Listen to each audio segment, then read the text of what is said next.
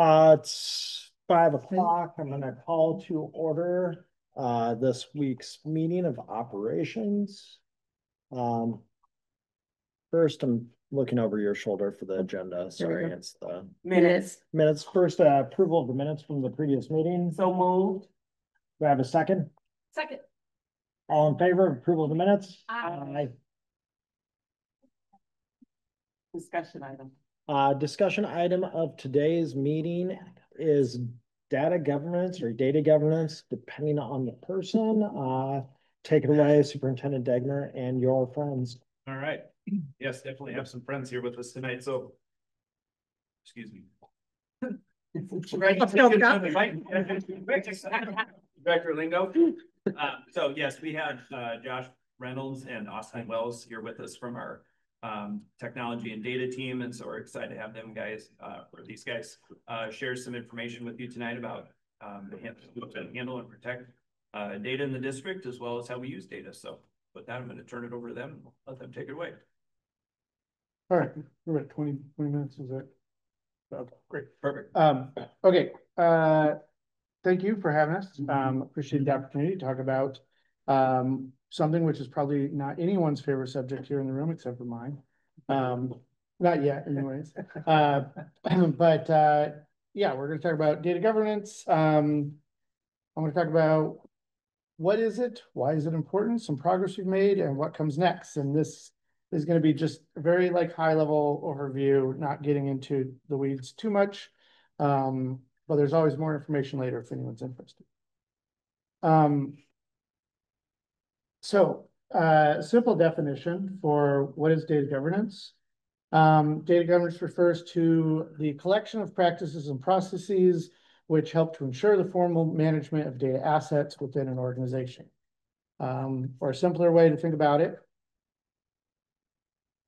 as decisions about data, not decisions using data.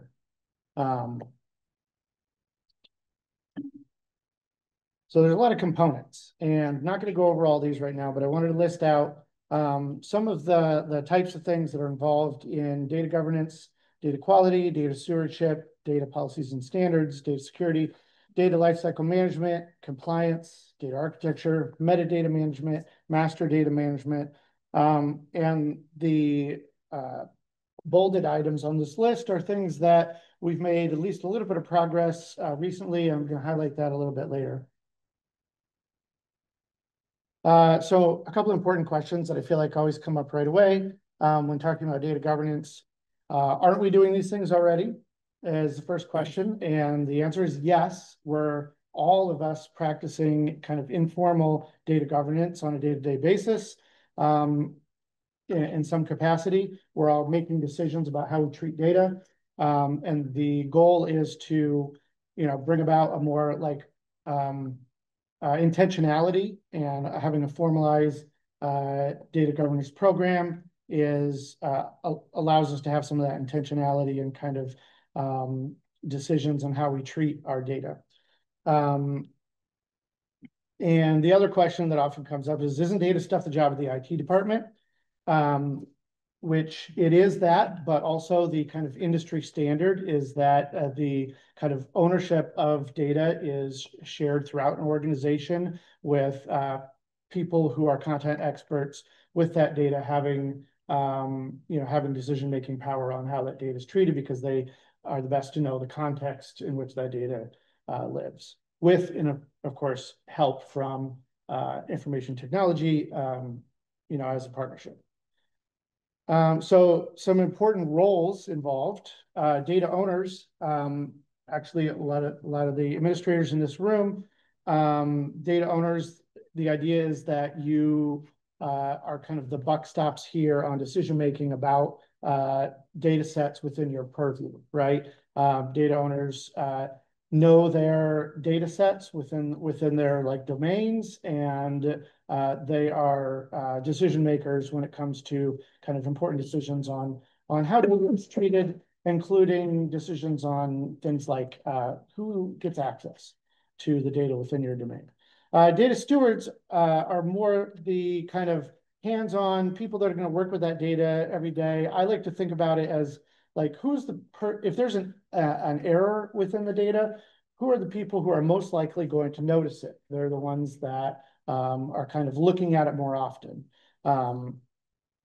And data custodians, data stewards also would be involved in decision-making around data as well. Data custodians are, in this context, the people that have the kind of gatekeeping capacity towards access, like the more often than not, but not always, the IT staff that can grant access or that can help kind of manage systems, where that data resides. And this graph, this visualization kind of gives a little bit of demonstration, and it's a little out of date at this point, this slide, because some of the titles have changed. But you can kind of see this is numbers of items based on our data inventory that we've constructed. And I'll talk a little more about that later, but number of items, kind of within for data ownership. You see there's not many bubbles, there's not many kind of individual kind of top level data owners, but then when you look at number of items per stewardship, there's many more people on that list, and that's because they tend to be stewards of more specialized data sets underneath that kind of data owner domain. Some of you may spot your own titles in there. So more on that in a bit. So why is data governance important? We have a lot of reasons. The first and foremost, I think, probably is issues of cybersecurity. Well-established decision-making processes for determining access to systems helps prevent cybersecurity incidents. If we have established rules for why we are giving access to someone to one of our systems, it's less likely that a bad actor will be given access to that system. Additionally, in the event of cybersecurity incident, data inventory of repositories that we have will help triage both system lockdown and system recovery. This is something that we have in a couple of different formats, but when there is an attacker against one of our systems, kind of having that list of being able to check off, like, yes, this is our prioritized list of data repositories that we want to protect, that we need to shut down, and then also having our prioritized list of our repositories for after the incident, what do we need to get back up running in what order for the operations of the organization. Another reason, data security and compliance. Obviously, FERPA and HIPAA are of paramount importance to make sure we're in compliance with, which is part of data governance. Additionally, robust data classification and stewardship can help keep data more secure. If our data sets are labeled, if they're classified based on sensitivity level, based on confidentiality, and that confidentiality levels are known to the stewards that oversee them, then it's a lot easier to say, like, yes, we should give access to this group or that group and be confident about those answers and keep sensitive data protected. Additionally, having documented procedures help ensure staff have appropriate and timely data access. Those same rules for knowing kind of having established rules for data access also allows us to provide that access in a timely manner when we're onboarding new staff.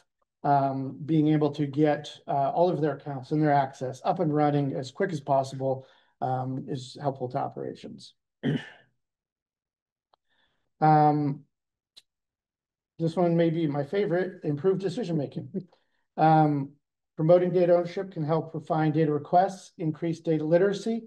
And I have a couple examples here that I often use. For one question is, how many students do we have in the district? Well, we have many ways of counting that. And the context of which the question is asked is really important for what number that I give someone, because this is a question that gets asked in different ways almost every week throughout the school year. And so when we think about how many students do we have in the district, if we're talking about, if someone is asking about room capacity at a building, they might want to know kind of a head count of students that does not include students that are enrolled with us but are dual enrolled or homeschool enrolled, who are technically enrolled in a building but may not ever step foot inside that building, right? But if we're talking about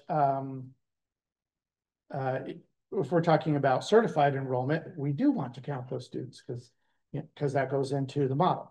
Or if we're talking about time of year, sometimes people want to know, like, what's our count at the beginning of the year? What's our count on count day? Or are we counting students, like how many we have served throughout the year? That number comes in, that's a different number than our certified count day number, but it's an important number when people ask about things like grant proposals and whatnot. How many students do we serve throughout the year, not just on a certain day of the year? So kind of promoting the idea that we kind of understand what's in our data, what the context of those data sets are, helps both, us provide the appropriate data and information when it's asked, but then it also helps people kind of refine the queries that they're making as well. The other example that I often give is what defines one day of absence. A lot of people don't realize that there are multiple ways that we can count attendance. We can count a day of absence. For example, you can set a threshold and say, well, if a student is absent for X number of minutes during a day, that day is counted as a day of absence. Or you can say there are this many minutes in the day, and a student gets 1 day of absence when they meet that threshold, even if it's spaced out over several days. And those two different ways of counting an absence are relevant to different contexts. So I want to talk about some progress that we've made in some of these categories. Data quality. We've done a lot of work in the past few years with automation, with kind of connecting our different systems. So this is important a lot of times for accounts, but also for reporting. When we think about student accounts and kind of student accounts and getting accurate student data in multiple different systems and getting it to match, and having the student's name be the same place in each of those systems and their grade level and everything. Having automation where that stuff kind of travels from one system to another is hugely important for data quality, rather than having the information individually input in all those systems where we can introduce a lot more data errors.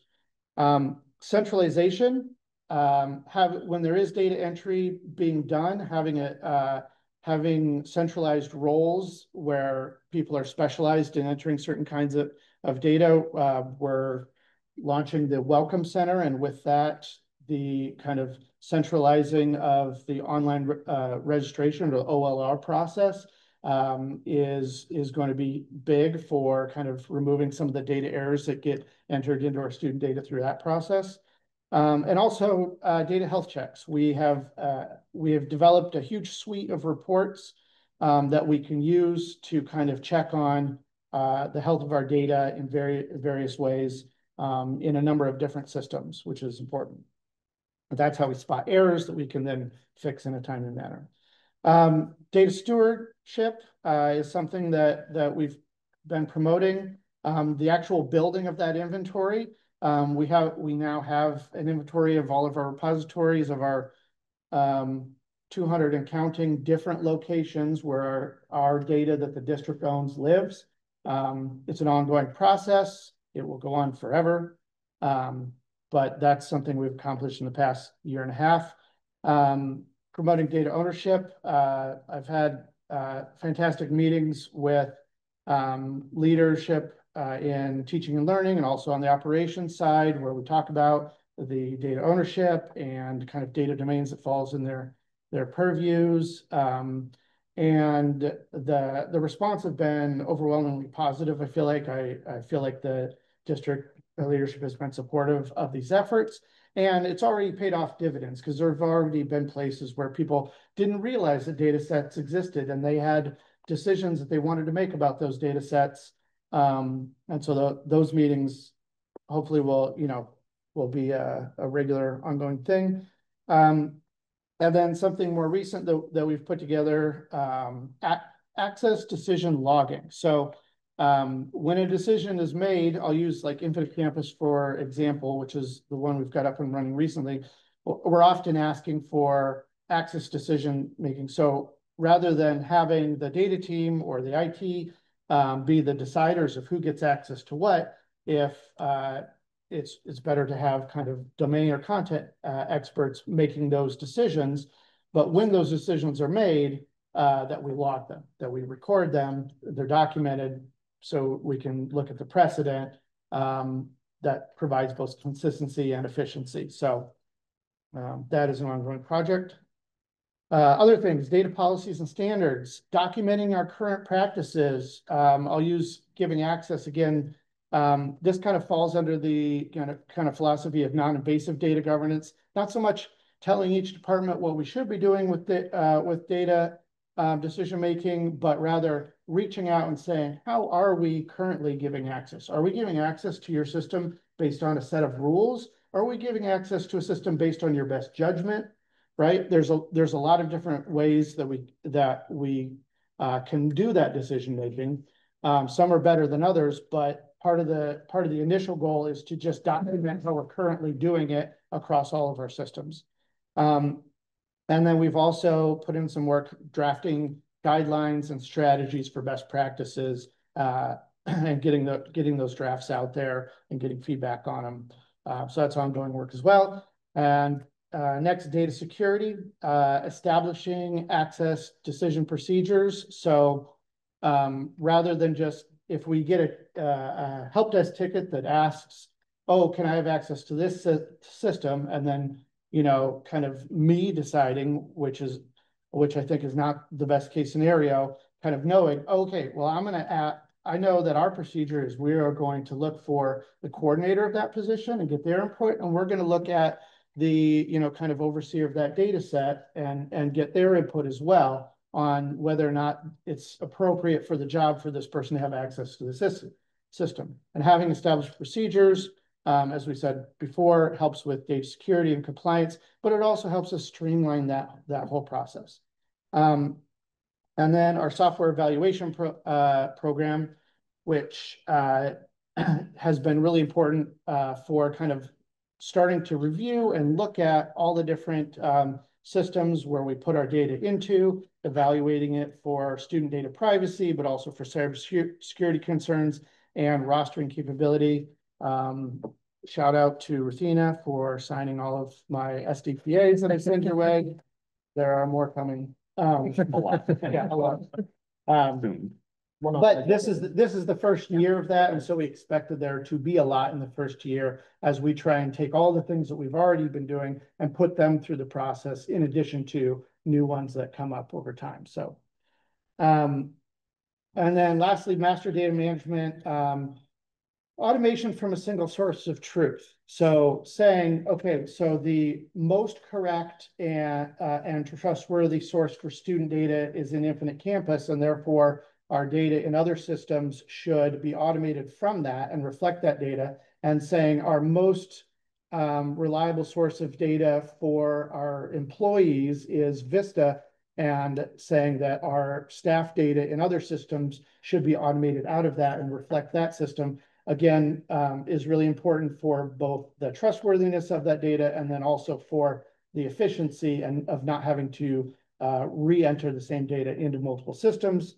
And then lastly, auditing that master data and creating ways to kind of look at those kind of master data systems to say, is this the best structure for our data? Is this organized in the best way? So next steps, this is a short list of things that we're looking forward to accomplishing. More discovery and documenting of current practices, engaging a wider range of stakeholders and promoting a culture of data ownership and data sharing best practices, establishing a data governance and standards committee. I think this one, more than any, for me, will be the benchmark of we've kind of established a data governance program.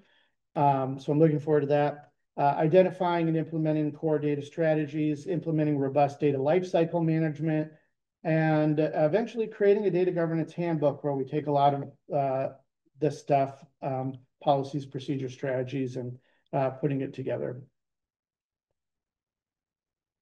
Questions?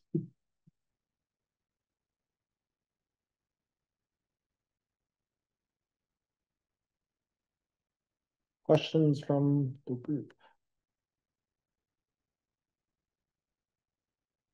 Thank you for the presentation. My pleasure.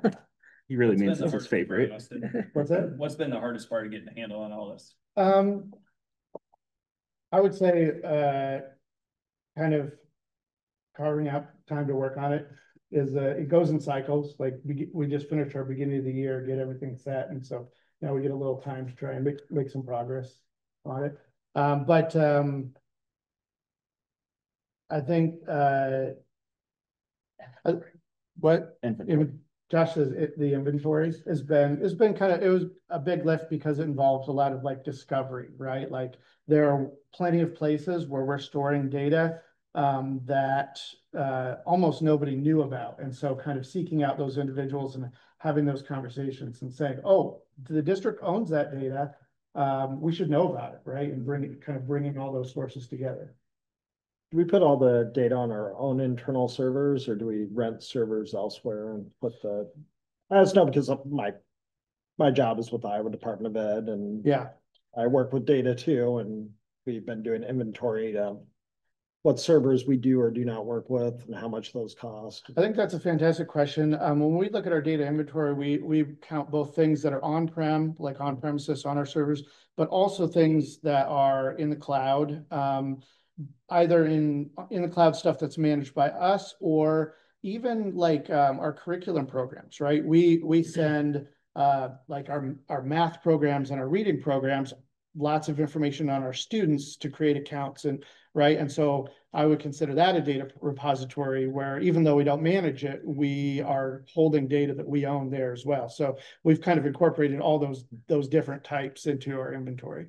Do we know how much money because budgets are what budgets are. Is it cheaper to keep it in-house? Is it cheaper to do it over the cloud, rent space elsewhere, or how does that? It's always cheaper to do it in-house for storage, but then you increase your risk portfolio a lot and some of the protection things. So a lot of times when you're leasing storage, that is part of the contract and the agreed upon price.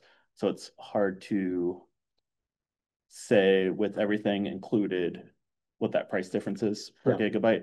But as far as just like straight storage, it's usually cheaper for us to do it in-house.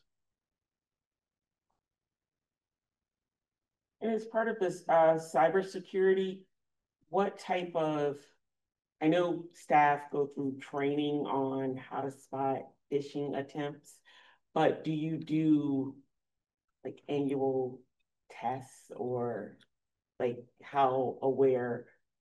Yeah, we do a phishing test every other month. So it used to be quarterly, and now it is every other month, I believe. And that started in August. So our district does perform above average, quite like significantly above average as far as like not falling for phishing tests, which is great. We do obviously have instances of where it happens. Don't give them your password. Yeah, please. So, but it says, Yeah. the amount of people that's passing above 80%, 90%. It is above 95%. Really? Yeah, which is much better than. No, sorry. Yeah, That it's was much not better than okay. most school districts. And we, thanks to some of the work with HR and Brady, are able to require training every year. And then if you fail a phishing simulation, you get dropped into some more training. They drop them to No, it was changes though that we made to really, Yeah. It's an adaptive That's assessment. great. Yes. So I'm just curious, the amount of emails do you get from people saying, is this real? So many. Okay. So many. And then if they report it in Google, then Google notifies us in addition to them notifying us that, so we get a lot of reported phishing. But that's great. I mean, we don't mind it. Yeah, Uh, it's way better to have people like slightly over skeptical than slightly under skeptical because the pain of, you know, an error is much greater. Are there different levels of security requirements compared between, let's say, the average Joe teacher logging on and putting in their grades in Infinite Campus versus, say, someone in your position?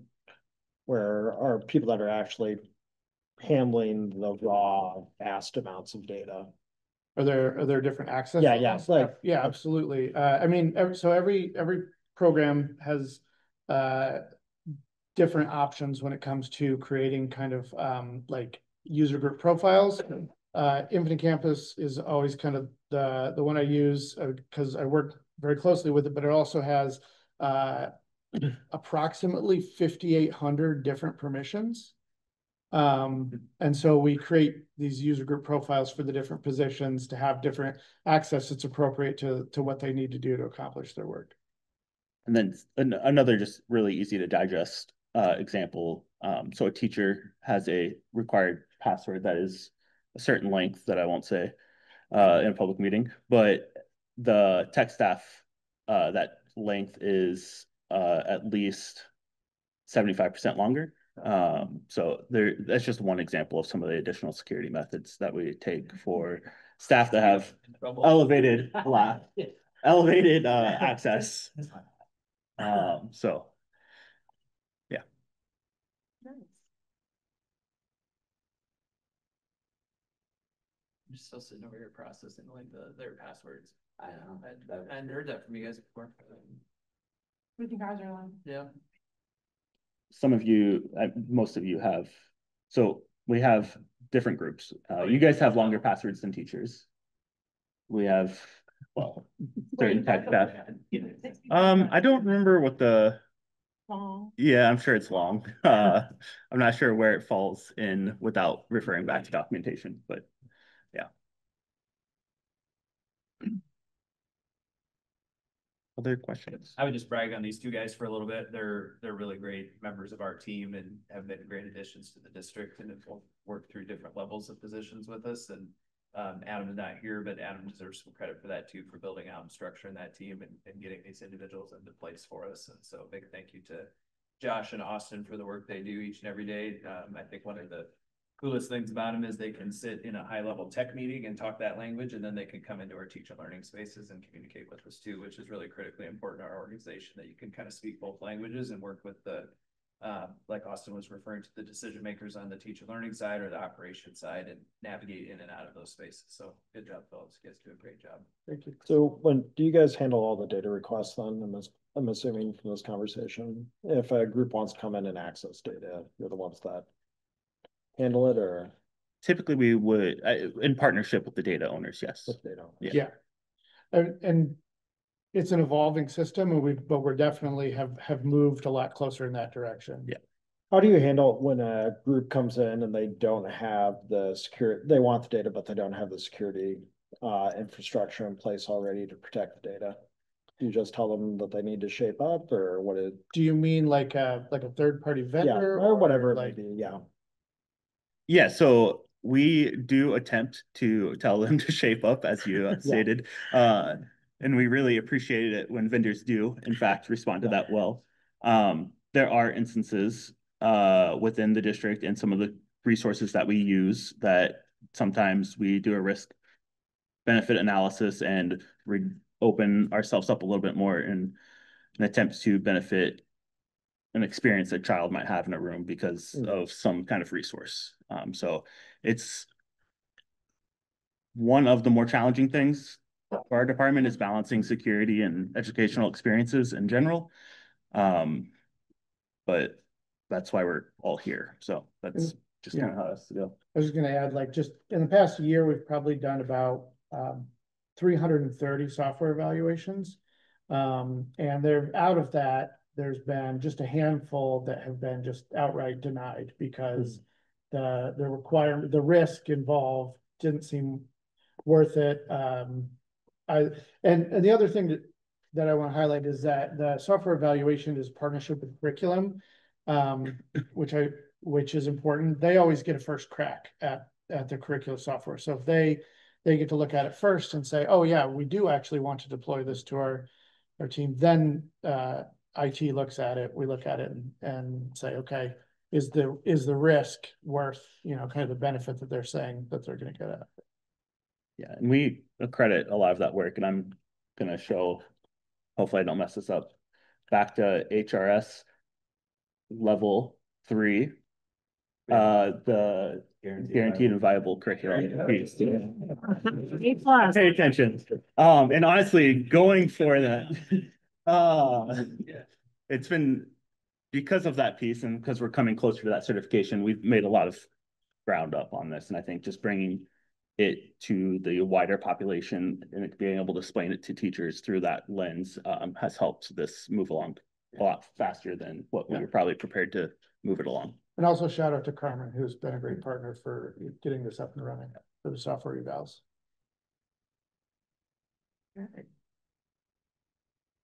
Thank you. Any other questions? Move on to agenda setting, I'm guessing, unless you guys have anything else to say. Move on to agenda setting for the next meeting. Guess I haven't opened it up. Sorry. Nope, I don't have it there. Let's see, what's the date? November. November. Okay, this is where we're gonna do P&G 1 and P&G and Ops 1 will be Yeah. November, 1 will be December. Do we know that yet? To be determined, because Okay. we can slot in with you guys, and we'll do operations 1 month and P&G the other month, so we don't skip one of the committees for 2 months, since it's both of them fall on that first Tuesday, or what would actually be the second Tuesday. So if you're okay being to be determined, then we'll bring back a suggested topic, or I can work with Director Wayne on what that topic might be. I mean, if it's in 2 months, then I may not be in charge of this committee any longer. Might be released from responsibility. Yeah. Although it'll probably happen before the meeting where you guys set committees, so. Yeah. Do I have a motion? Move to adjourn. Second. All in favor? Aye. Aye. All not in favor? Meeting ended. Thank you.